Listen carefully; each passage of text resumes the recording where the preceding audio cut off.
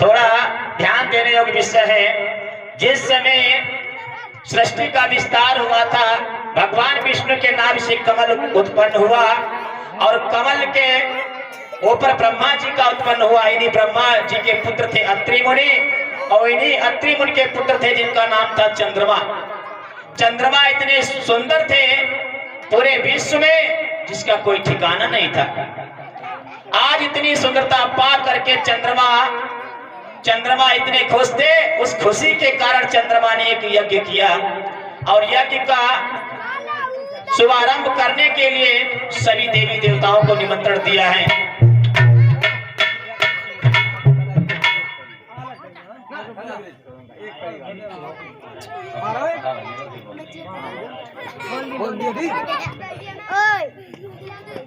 बोलो तो फिर हमें मजा। श्री सुखदेव जी समझा करके कहने लगे, हे राजन परीक्षित, चंद्रमा इतने खुश हुए तो खुश होने के कारण उन्होंने एक यज्ञ रचा और यज्ञ में आज अपने गुरु को निमंत्रण दिया और साथ में इनकी गुरु मैया है जिनका नाम था तारा और इनके गुरु थे जिनका नाम था बृहस्पति महाराज। ये सारे देवताओं के गुरु थे। श्री सुखदेव जी समझा करके कहने लगे, हे राजन परीक्षित, तारा आज जब पहली बार अपने शिष्य को देखा है तो आज चंद्रमा को देख करके इतनी प्रसन्न हो गई। कहने लगी, चंद्रदेव तुम इतने सुंदर हो मैंने कभी देखा नहीं। ऐसा करो तुम मुझे रक्तदान की भिक्षा दो, तुम मुझे रक्तदान की भिक्षा दो। चंद्रमा कहने लगा, मैया तो मेरे गुरु की पत्नी है और बड़े भाई की पत्नी, अपनी पत्नी की माँ और मेरे गुरु की पत्नी, तीनों का स्थान एक होता। अगर किसी ने गलत नजर तक डाली सपने में तो सीधे नर्क में जाता है। मैया तारा कहने लगी, अगर तुम मुझे रक्तदान की भिक्षा नहीं देगा तो मैं तुझे श्राप दे दूंगी। श्री सुखदेव जी समझा करके कहने लगे, हे राजन परीक्षित, श्राप के डर के मारे आज चंद्रमा तारा को रक्तदान की भिक्षा दे। समय के उपरांत तारा ने एक पुत्र को जन्म दिया जिसका नाम रखा गया बुध। यही बुध आगे जा करके अंबिका वन की तलहटी में जा करके वेदों का स्वाध्याय करने लगे। इधर सूर्यवंशी राजा सुदम जब शंकर जी के श्राप के कारण एक अंबिका वन में इला नाम की स्त्री बन के रह रहे थे तो इन्हीं बुध के साथ में इला नाम की स्त्री का गंधर्व विवाह हुआ। दोनों का आपस में विवाह हुआ, यहाँ तक इनके गर्भ से एक पुरलवा नाम का बालक जन्म लेता है। जब पुरलवा ने अपना विवाह प्रजापति के नाम उर्वशी नाम की कन्या के साथ में किया है तो इनके एक बेटा उत्पन्न हुआ जिसका नाम रखा गया आयु। और आयु ने जब अपना विवाह पुलिंग वंश की जो कन्या थी उसके साथ में अपना विवाह किया है तो इनके पुत्र हुआ जिसका नाम था महाराज नहुष। इन्हीं नहुष के बारे में ले चलते हैं आगे। ये नहुष के बेटा थे यदु महाराज जिनका विवाह देवयानी के साथ में हुआ था। तो नहुष महाराज के बारे में लेकर के चलते हैं। याद रखना 101 यज्ञ पूरे होने के बाद में महाराज नहुष इंद्रासन के हकदार बन गए थे। ये उस समय की बात है जिस समय इंद्र ने महात्मा दधीच के शरीर से अस्थियां लेकर के तारकासुर को मारने के लिए एक अस्त्र बनवाया था विश्वकर्मा से। तो उसी समय इंद्र को ब्रह्म हत्या लग गई थी, तब ये इंद्रासन के लायक नहीं था। भगवान भोले बाबा के सहयोग से महाराज नहुष इसके हकदार थे। राजा आज जाकर के देवताओं के राजा बन गए महाराज नहुष। जब महाराज नहुष राजा बन गए हैं अब तो राज्य को चला रहे। इधर इंद्र जो था अपने ब्रह्म हत्या को हटाने के लिए तपस्या कर रहा है। एक दिन की बात घोड़े पे सवार होकर के महाराज नहुष शिकार खेलने के लिए जा रहे और छत के ऊपर इंद्र की पत्नी खड़ी थी जिसका नाम था रांची, और रांची खड़ी थी। और महाराज नहुष ने जैसे ही रांची की तरफ देखा, इंद्र की पत्नी रांची थी जिसको इंद्राणी भी कहा जाता है। और महाराज नहुष ने जैसे ही इंद्र की पत्नी को देखा मन में विचार किया, अब मैं जो चाहूंगा वो इसके साथ कर सकता हूं क्योंकि मैं एक राजा हूं। अब तो रांची ने जैसे राजा नहुष को देखा वो मुस्कुराने लगी छत के ऊपर से। महाराज घोड़ा पे जा रहे थे, वो भी मुस्कुराने लगे, मुस्कुराए दोनों, लेकिन इसका अर्थ दोनों का अलग अलग था। क्या? महाराज नहुस इसलिए हंसे थे कि ये इंद्र की पत्नी है, मैं इंद्र बन गया हूं, जैसे चाहूंगा वैसे इसको नचा सकता हूं। और इंद्राणी इसलिए हंसी थी कि मेरे पिया को हटा करके राजगद्दी पे बैठ गए, अब देखिए राज कितने दिन चलाएंगे, वो इसलिए हंसी। लेकिन भक्तों याद रखना, समय कभी किसी का एक सा नहीं होता है, समय कभी भी किसी पर आ सकता है। महाराज नहुस आज इंद्राणी के प्यार में पागल हो गए, वापस आकर के अपने महलों में खत लिखने लगे। जब खत लिखा है और खत में साफ साफ लिख दिया, प्रिय इंद्राणी तो मुझे स्वीकार करो, नहीं तो तुमको उठवा करके जेल में डलवा दूंगा। इंद्राणी को जब ये खत गया है, जब इंद्राणी को खत गया है, बताया है कवि ने,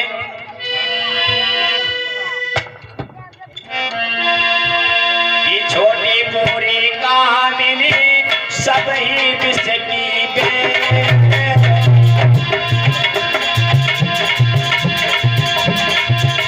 अरे छोटी पूरी कामिनी सब ही विष की बेल, अरे दुश्मन मारे काम से वो मारे हंसते।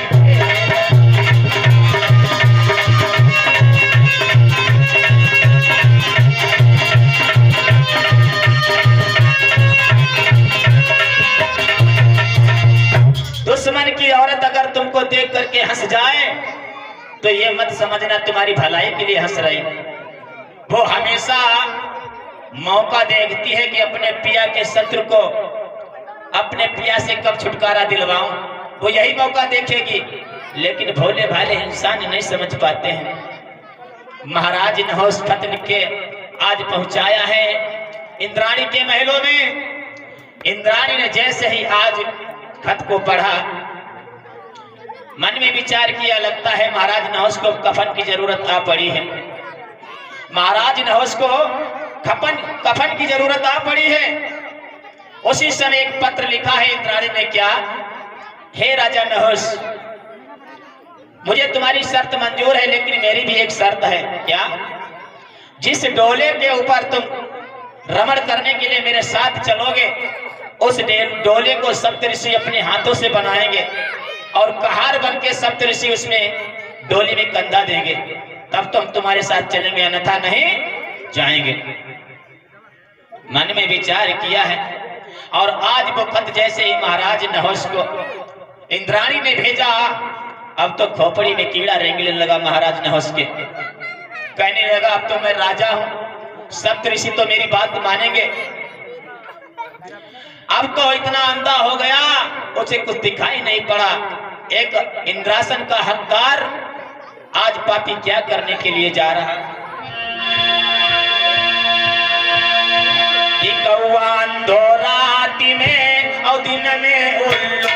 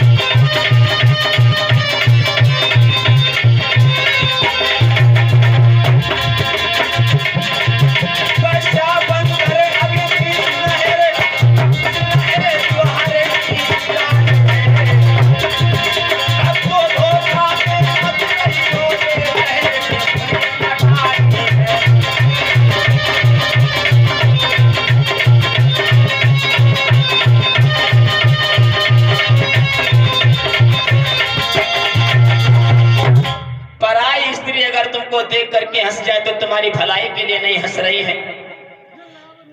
सावधान हो जाओ, तुम्हारे खतरे की पहली घंटी बज चुकी है।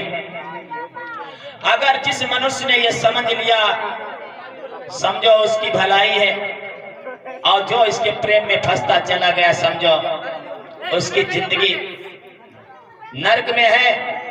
महाराज नहुस भोले भाले कुछ नहीं समझ सके।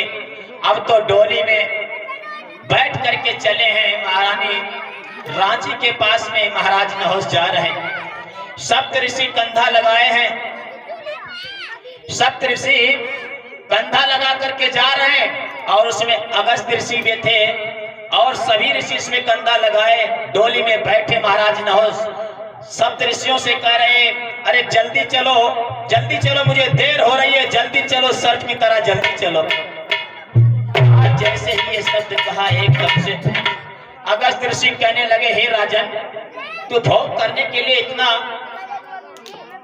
प्रसन्न हो रहा है, तुझे मालूम नहीं है। जैसे ये शब्द कहा, एकदम से महाराज नहुस ने अगस्त ऋषि के पीछे से एक लात मार दी, और अगस्त ऋषि के जैसे ही लात लगी है तो एकदम से वो खड़बड़ा के गिर पड़े।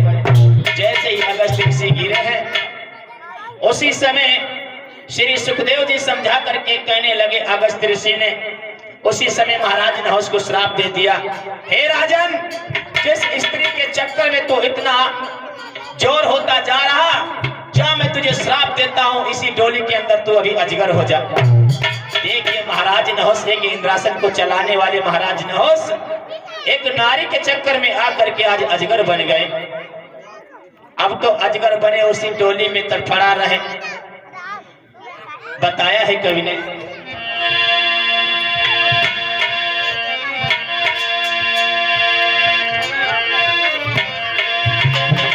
पर नारी की प्रीति फूस से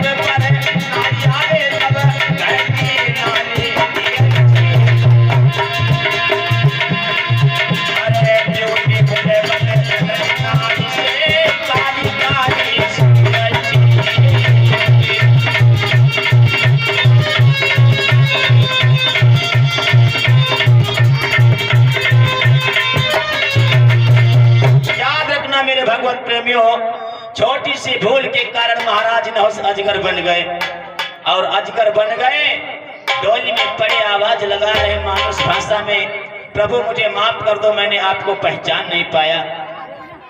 श्री सुखदेव जी समझा करके कहने लगे, हे राजन परीक्षित, समय वो आ गया, संत महात्मा जितने क्रोधी होते हैं उतने दयालु भी होते हैं।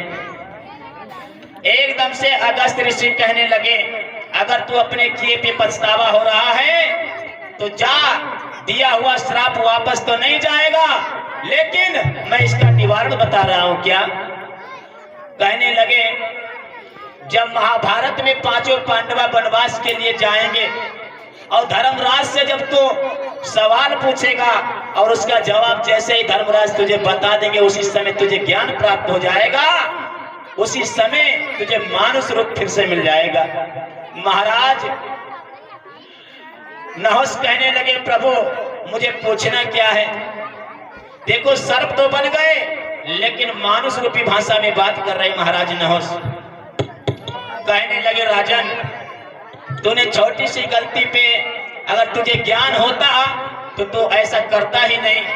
छोटी सी भूल पे अब पछतावा हो रहा, तुझे एक ही सवाल पूछना होगा। कौन सा? केवल यही पूछना, मुझे ये बता दो प्रभु कि इस समय ब्राह्मण कौन है? महाराज नहुस से सवाल पूछा कि यही पूछना कि ब्राह्मण कौन है। इतना बता करके आज अगस्त ऋषि वहां से चले जाते हैं। श्री सुखदेव जी समझा कर कहने लगे, हे राजन परीक्षित, समय वो आया जिस समय पांडवों को वनवास दिया गया और भैया भीम पानी भरने के लिए जिस समय चले हैं और पानी भरने के लिए गए और पानी भरते भरते भरने के लिए दूर निकले हैं, रास्ते में जा रहे थे, तो जिस रास्ते से जा रहे उसी रास्ते पे महाराज नहुस अजगर बने पड़े थे, और जैसे ही भीम को आते देखा, अपनी पूंछ में आज लपेटा मार करके भीम को कस लिया। भीम को 10,000 हाथियों का बल था और उस अजगर ने भीम को आसमान में नचा लिया। आज पूंछ में लपेटा मार करके भीम कहने लगे, कौन हो? मुझे छोड़ दो। कहने लगे, तुम्हें छोड़ दूंगा, तेरा भैया तो नहीं आएगा, मैं कुछ नुकसान नहीं पहुंचाऊंगा, सिर्फ मैं तेरे भैया को बुलाना चाहता हूँ। मेरे भैया से क्या काम है? तुम हो कौन? मैं तुम्हारा पूर्वज राजा नहुस हूँ। मेरे से छोटी सी गलती हो गई, इसके कारण मुझे श्राप मिला है, और तुम्हारे भैया धर्मराज आएंगे, वही निवारण कर सकते हैं। तो मुझे